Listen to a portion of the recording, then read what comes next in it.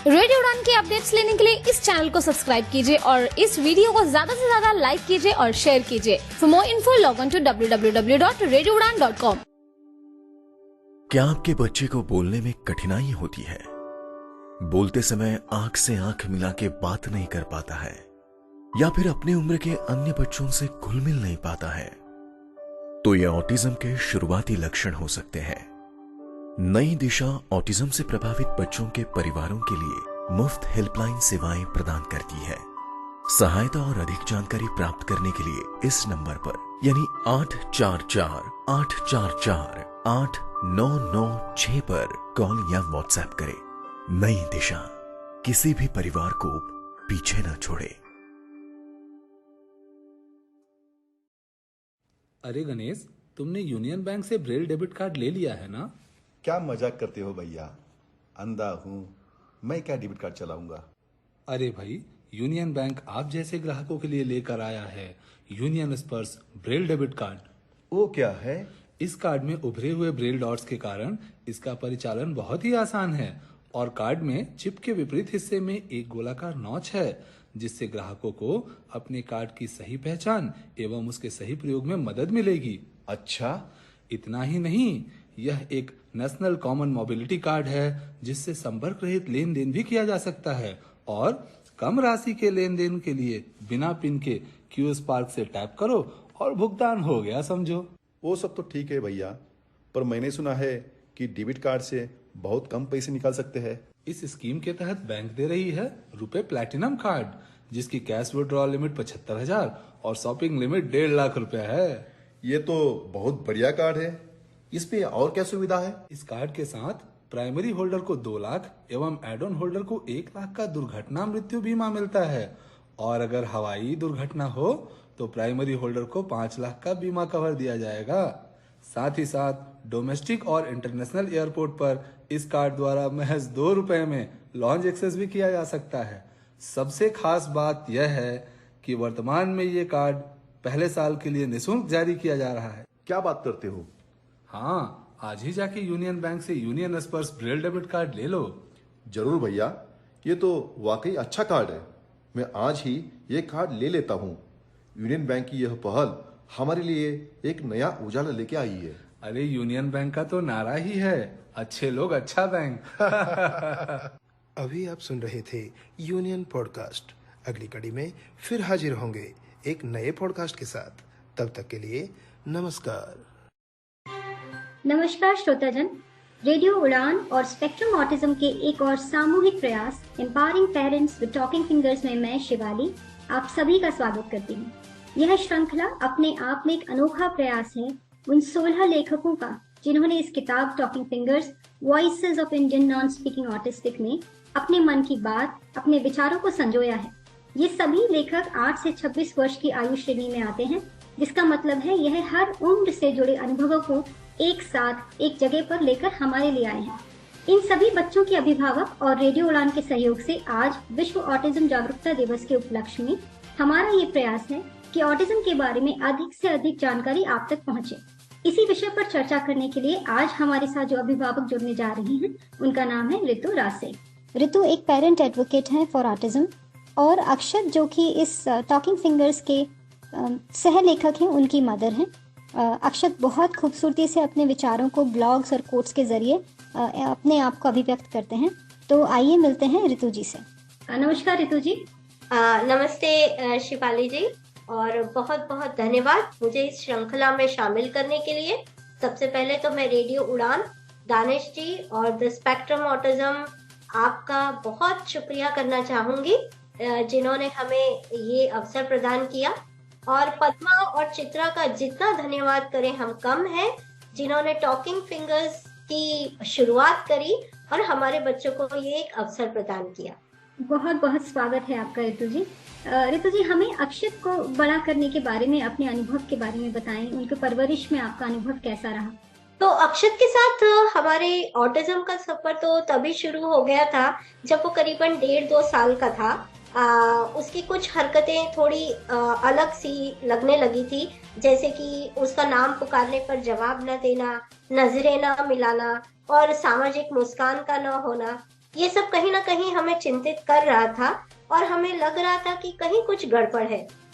उसी वक्त जो मेरे पड़ोस में मेरी सहेली रहती थी, उन्होंने भी मुझे कहा कि आमतौर पर इस उम्र में बच्चे जिस तरह से खेलते हैं, अक्षत में वो सब दिखाई नहीं दे रहा है। बस तभी से ऐसा समझ लीजिए कि एक कभी न खत्म होने वाले सफर की शुरुआत हो गई। तकरीबन 3.5-4 साल की उम्र में हमें ये पता चला कि उसे ऑटिज्म है, जो कि हमारे लिए बिल्कुल एक अनजान शब्द था। जब इसके बारे में हमने और पता किया, जानकारी इकट्ठी करी, तो पता चला कि ये एक न्यूरोलॉजिकल कंडीशन है और जहाँ उसका डायग्नोसिस हुआ तो वहां से भी हमें इसके बारे में काफी कुछ बताया गया। और उन्होंने ये भी बताया कि इसका कोई मेडिसिनल ट्रीटमेंट नहीं है, किंतु इस कई तरह की जा सकती है, जैसे कि स्पीच, ऑक्यूपेशनल थेरेपिस्ट, काफी कुछ किया जा सकता है और बच्चे के जीवन को काफी सकारात्मक बनाया जा सकता है। और हम सौभाग्यशाली भी रहे कि समय पर हमें उन थेरेपीज के बारे में पता चला और अर्ली इंटरवेंशन के बारे में पता चला। अर्ली इंटरवेंशन का मतलब वो होता है कि 2 से 8 साल की उम्र में बच्चे को थेरेपीज दी जाए, जो कि इस उम्र में काफी असरकारक सिद्ध होती है। मैंने अक्षय के साथ ऐसी 2 ट्रेनिंग्स करी। पहली 4 साल में, वो 3.5 साल में डायग्नोसिस हो गया था उसका, और तो पहली 4 साल में और उसके बाद 6 साल में, तो वो 2 ट्रेनिंग्स काफी सहायक सिद्ध हुई। और मैंने उसमें जाना कि कैसे उसको सिखाना है, मुझे उसको कैसे समझना है, ये सब मुझे उसमें सीखने को मिला। और इन ट्रेनिंग्स ने काफी हद तक मेरा मनोबल भी बढ़ाया और अपने बच्चे की जो डिसेबिलिटी है उसको स्वीकारने की जो मेरी शुरुआती जद्दोजहद थी, उससे भी मुझे बाहर निकालना। जी। मुझे उम्मीद की किरण अब थोड़ी बहुत दिखाई देने लगी थी और कहीं ना कहीं ये विश्वास अब जगने लगा था कि जीवन से ना हार जीने वाले, इतनी जल्दी मुझे हथियार नहीं डालने हैं और ऐसा लगने लगा था कि अभी बहुत कुछ हो सकता है। तो वो ट्रेनिंग्स के बाद फिर अक्षत को हमने यहाँ, हम लोग बड़ौदा में रहते हैं, तो बड़ौदा में ही एक स्पेशल स्कूल में उसको हमने डाला और वहाँ उसने जाना शुरू किया।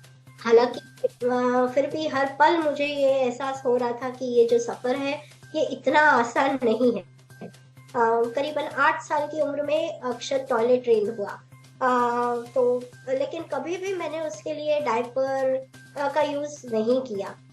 उसको मुझे ये गीले सूखे का एहसास कराना था और उसके साथ साथ जो भी मुश्किलें उसको आ रही थी टॉयलेट ट्रेन होने में, उनसे भी मुझे समझना था और उसको सिखाना था कि कैसे वॉशरूम में जाकर बैठना है और वहीं पर तुम्हें टॉयलेट करना है। तो वो समय मेरे लिए बहुत चुनौतीपूर्ण था और उसको शायद मैं शब्दों में बयां नहीं कर सकती। और इस तरह की कई चुनौतियां समय समय पर आती रही, लेकिन कुछ सालों में हमें ये लगने लगा कि फिर स्कूल भेजते हुए शायद वो सब न सीख पाए जिसका अनुभव हमने ट्रेनिंग्स के दौरान किया। और यही सोचते हुए फिर हमने उसका स्पेशल स्कूल बंद किया और ये फैसला भी हमारे लिए आसान नहीं था। लेकिन ट्रेनिंग्स में जो अनुभव हमने लिए थे, उन्हीं अनुभव को सीखते, उन्हीं अनुभव का उपयोग करते हुए घर पे मैंने उसे सिखाना शुरू किया। थोड़ा रोज उसके साथ काम करना शुरू किया, लेकिन कुछ ही दिनों बाद कुछ बिहेवियर्स दिखने लगे जो कि ऑटिज्म में जनरली बच्चों के साथ आते हैं, जैसे कि चिल्लाना, कूदना, इधर उधर घूमना, हवा में हाथ घुमाना, ये सब चीजें होने लगी। मेरे लिए ये सब बहुत मुश्किल था समझना कि ये सब क्या हो रहा है। फिर ऑक्यूपेशनल थेरेपिस्ट की सलाह ली हमने और पता चला कि वो अपने आप को व्यक्त नहीं कर पा रहा है, क्योंकि उस वक्त तक उसका स्पीच नहीं था, वो बोल नहीं पाता था और वो अपने आप को समझा नहीं पा रहा है कि वो क्या कहना चाहता है या वो क्या महसूस कर रहा है। तो इसी वजह से ये सारी चीजें हो रही थी, चिल्लाना, इधर उधर घूमना, कूदना। तो तब पहली बार मैंने ये एहसास किया कि अपने आप को व्यक्त करना भी हर किसी की एक बुनियादी जरूरत है और उसको कितना जरूरी है किसी के लिए भी अपने आप को व्यक्त करना। और फिर चाहे उसके लिए आवाज हो या ना हो, कोई फर्क नहीं पड़ता। मुझे लगा कि शायद व्यक्त करने के तो कई और माध्यम हो सकते हैं। तभी वो ऑक्यूपेशनल थेरेपिस्ट ने भी मुझे बताया कि आप ऐसी मोबाइल ऐप्स जिनको कि AAC augmentative alternative communication apps कहा जाता है, तो से आप अक्षत को सिखा सकते हो व्यक्त करना, समझाना, वो सीखता है। और फिर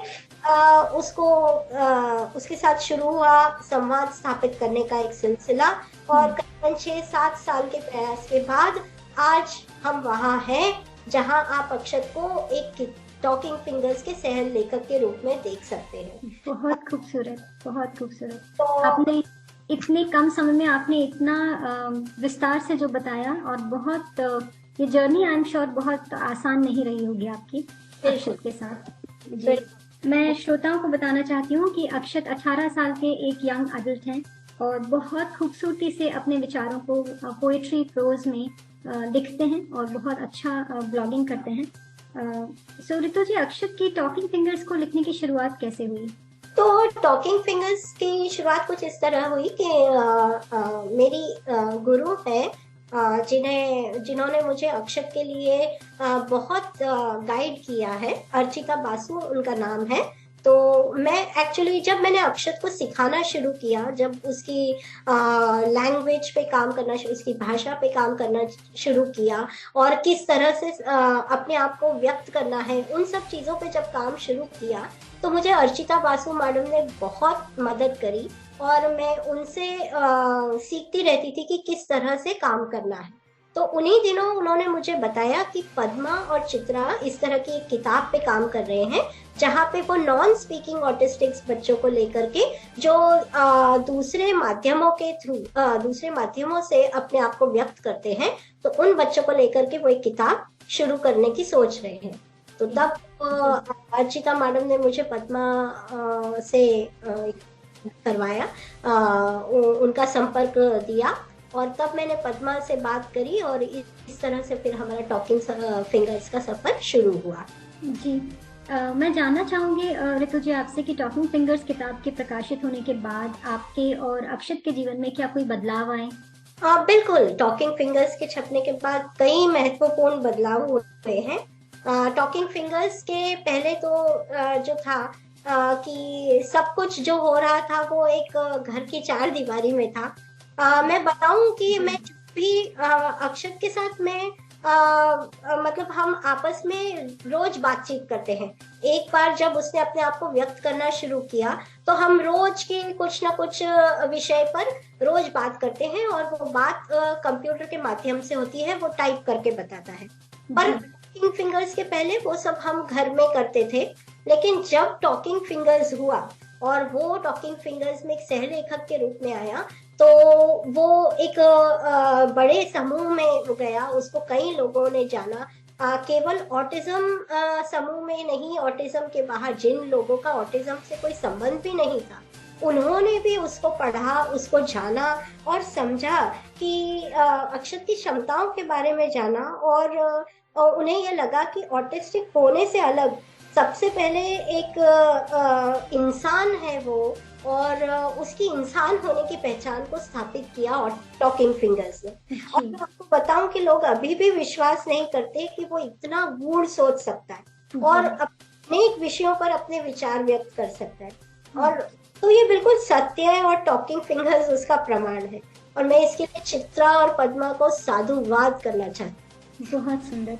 मैं श्रोताओं से चाहूंगी कि आप ज़रूर अक्षत की जो पोइट्री है, ब्लॉग्स हैं, जो उनकी राइटिंग है, वो ज़रूर आप पढ़ें।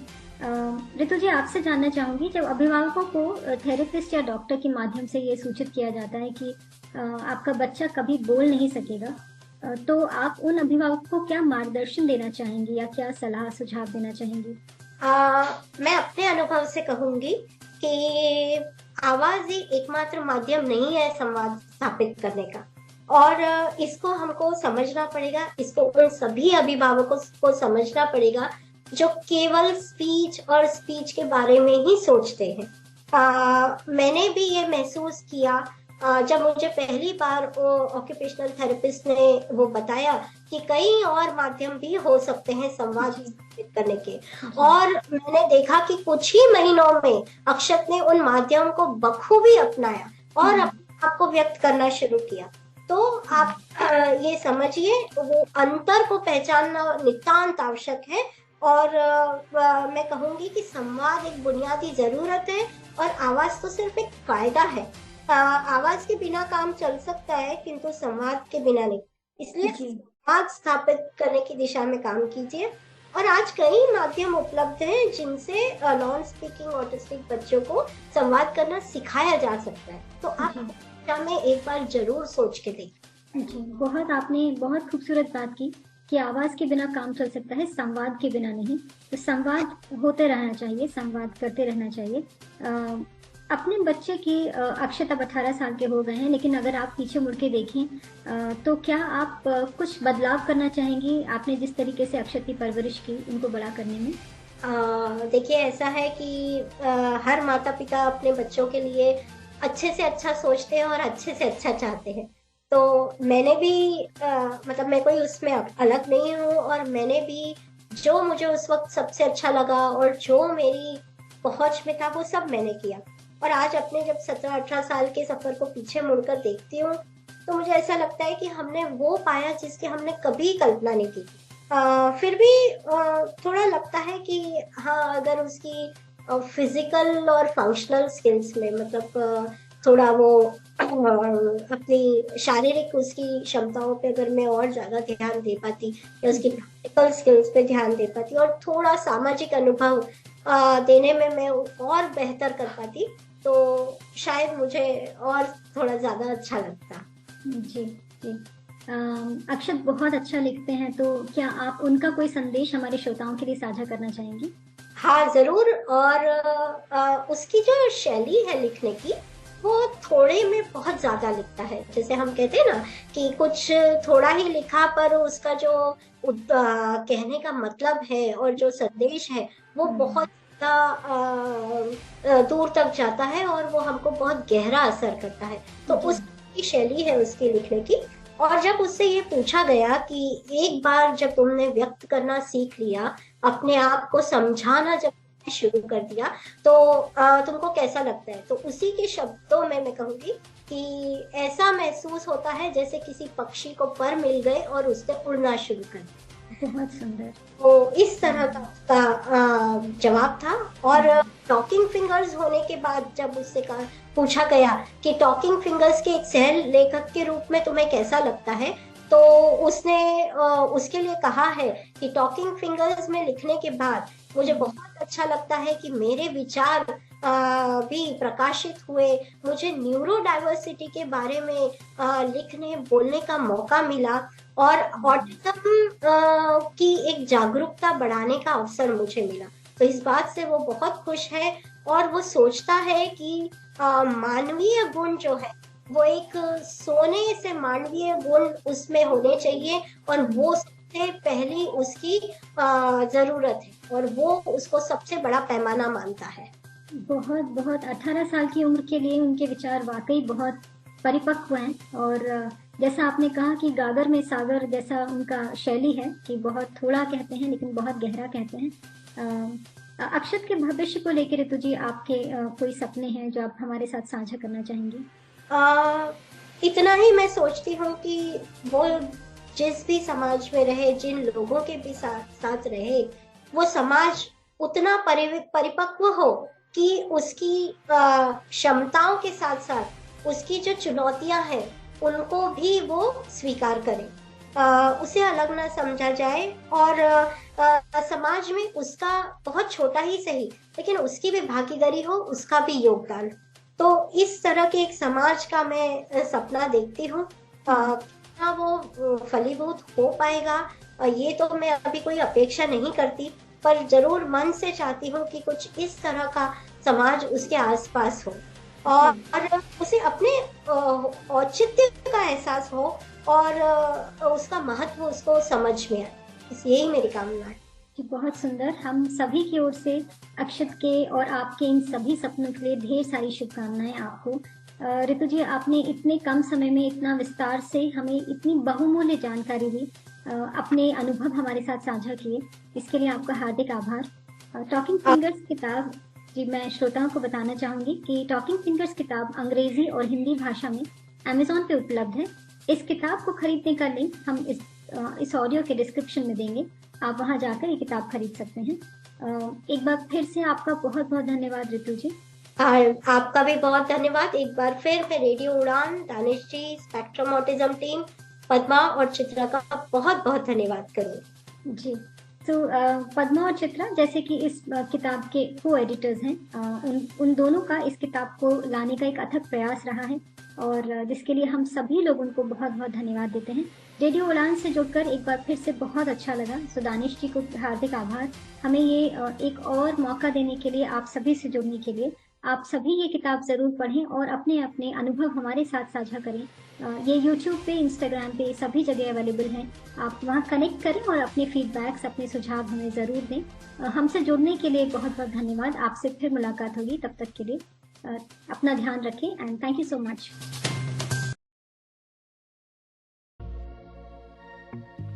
हे गाइस, आप अपने फील्ड में मास्टर हैं, सुपर्ब हैं, टैलेंटेड हैं, लेकिन ये क्या टेक्नोलॉजी के मामले में अब थोड़ा सा पीछे हैं? फिकर नॉट यार, आरजे मीनल है ना।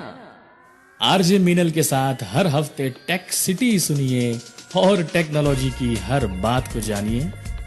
सुनिए टेक सिटी हर गुरुवार रात 9 बजे से 10 बजे तक, जिसका पुनः प्रसारण होगा हर शुक्रवार शाम 4 बजे से 5 बजे तक, सिर्फ और सिर्फ रेडियो उड़ान पर। तो ना रहेगा आप कोई भी टेक्नोलॉजी से दूर। हर हफ्ते टेक सिटी सुनिए हुजूर, सिर्फ और सिर्फ आरजे मीनल के साथ।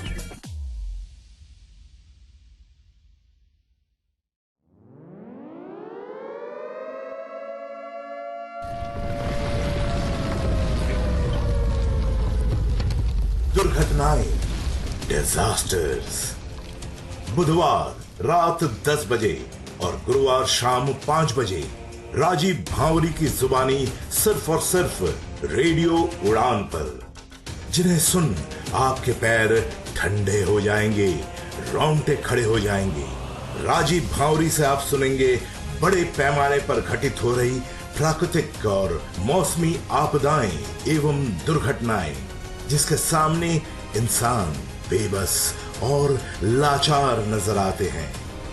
For more info log on to www.radioudan.com या डाउनलोड करें हमारी app radio Udan from play store और ऐप स्टोर से। रिश्तों में है तकरार, अब तो कोई ऐसा दिन नहीं जब हमारी लड़ाई ना होती हो। या ऑफिशियल लाइफ में है तनाव। हाँ, ऑफिस भी टाइम पर पहुंचता हूँ, सारा काम टाइम पे पूरा करके देता हूँ, फिर भी ये कहा जाता है कि यार तुम्हारी जॉब खतरे में है। एकदम मैं परेशान हो चुका हूँ, बताओ अब मैं क्या करूँ। आरजे नरेश सुनेंगे, समझेंगे आपकी हर बात, दिल से दिल तक में होगा आपकी हर समस्या का सटीक इलाज और सही समाधान। अपनी बात को उनके सामने बहुत पोलाइटली तरीके से रखें, ये काम करता है। तो सुनना ना भूले लाइव शो दिल से दिल तक हर गुरुवार रात 10 बजे से 11 बजे तक और रिपीट हर शुक्रवार शाम 5 बजे से 6 बजे तक। For more info log on to www.radioudan.com या फिर डाउनलोड करें radio Udan app from play store या ऐप स्टोर से। जब खबर हो पक्की तो तहलका तो मचेगा। क्या हो रहा है आज, क्या होने वाला है कल, अब ये है अप टू डेट रहने का वक्त with latest PWD news, job alerts, events and current happenings. साथ ही साथ जानिए विभिन्न NGOs के बारे में जो कार्यरत हैं PWD वेलफेयर के लिए। Only with Gauri Kuber in the show community colours, जो कि प्रसारित किया जाएगा शुक्रवार रात 9 बजे एवं शनिवार शाम 4 बजे। सुनना बिल्कुल ना भूलिएगा।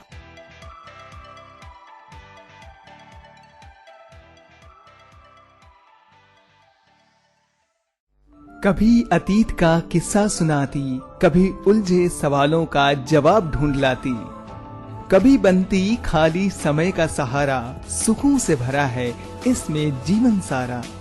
इसकी कहानी कविताओं में मिलता ज्ञान का भवसागर, ये किताबों की दुनिया है जो भर दे गागर में सागर। कभी मोहब्बत के किस्से, कभी परियों की कहानी, सुनना ना भूलिए show book world RJ Rajeshwari की जुबानी। सुनना ना भूलिए शो बुक वर्ल्ड हर बुधवार शाम 8 बजे से 9 बजे तक और रिपीट ब्रॉडकास्ट हर बृहस्पतिवार शाम 3 बजे से 4 बजे तक। For more info log on to www.radioudan.com।